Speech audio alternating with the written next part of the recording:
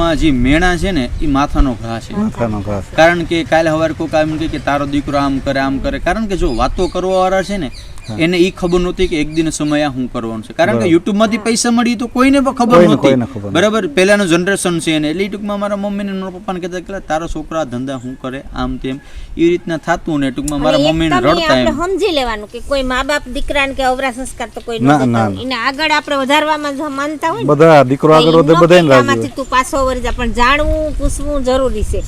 પછી મને એને કીધું, પછી અમુક મારા માવતરના પિયરમાંથી મને સપોર્ટ મળ્યા કે રામબેન આમાં સારું છે, છોકરાઓને કંઈ વાંધો નથી, તમારો દીકરો કરે બધી એનું સારું રિઝલ્ટ છે ને હું હમુકાના ખુદને મારા પરિવારને એમ કે બધા એમ જોવા બતાવું આમાંથી એના જેટલા જોઈ ને એટલા વિડીયામાં એનું આગળ નામ વધે.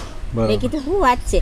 પછી તો મને એવડી તાકાત આવી ગઈ, મેં કીધું પપ્પાને કીધું તમારે આવું થાય છે, બાકી હું તો મારા દીકરા ભેરી જાય.